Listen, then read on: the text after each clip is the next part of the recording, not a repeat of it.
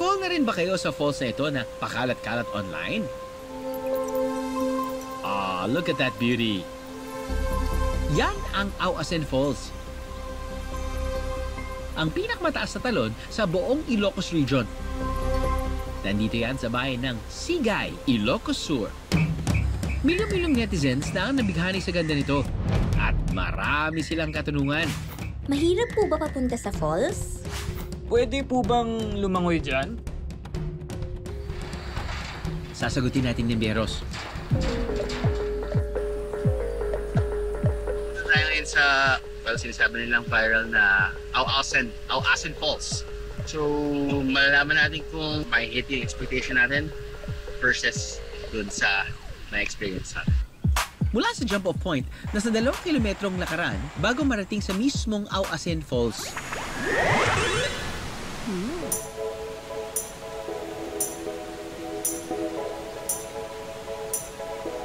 After a good 30 to 45 minutes, everything's sasalubong sa'yo, di ba? It's beautiful.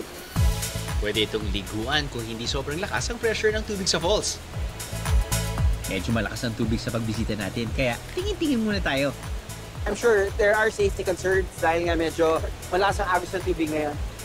Tinawag ko kung whole year round ba ganito? Partly hindi. Dahil nga tag-ulan ngayon, malakas yung pressure, malakas yung waterfalls. Pag hindi tag-ulan, hindi naman waterfalls, palang yung intensity, iba yung pressure. Hindi man ako nakalangoy, parang nakaligo pa rin ako dito. Yung mist kasi, I guess it's part of the charm. Pagdating mo kasi dito wala pang mist. Pero pagdating doon, kala mo umuulan constantly. And it's such a nice feeling. Yung mismong terrain ay, alam mong diniligan. I mean, constantly, kaya ang ganda ng bunga ng grass. So, I think ito yung nakita ko sa social media. Probably, in-adjust na nila yung color, yung ganda na ng filter. But still, kahit na walang filter yung mata, naturally, ang ganda ng ganda visually. May konting paakyat, pero ito paano, a few minutes of elevation drop. Nakita mo, sinimento na, may riles, so ito paano, wala kayong kailangan katakutan. Pagdating dito, medyo joyous ang aking feeling. Pagkatapos mapa-aw sa trek, na lang kayo sa ganda ng Auasen. Marami mong videos ang makikita online. Iba pa rin talaga kapag tayo na mismo ang nandito. Paniguradong iba't ibang emosyon ang mararamdaman. Tama pa ba itong decision ko? Kasi medyo takot po ako sa heights eh. Okay. Pagdating dito, look at that!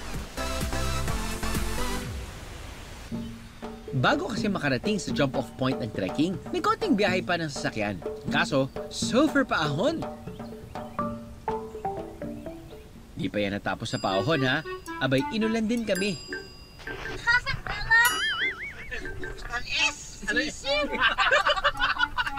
Gutom ko na. Pinag-trek nyo pa. Pinakaban nyo pa. Ito lang. Nakapalitan na po tayo ng gulong dito. Auasen.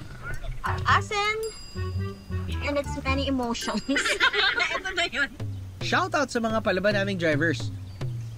Halo-halong emosyon, tatawanan lang natin para ang ending. Masaya pa rin. Kapag pupunta sa Auasen Falls, dapat makipag-ugnayan sa mga lokal biyeros. Itong Auasen, matagal na to na nandito.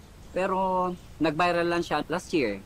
Dahil sa may mga bisita na nagpunta tapos nag-post sa social media, pwede silang mag-hire ng sasakyan pupunta dito. O yung iba naman, nag-ano sila sa mga tour organizers, nakiki-join sa mga joiners.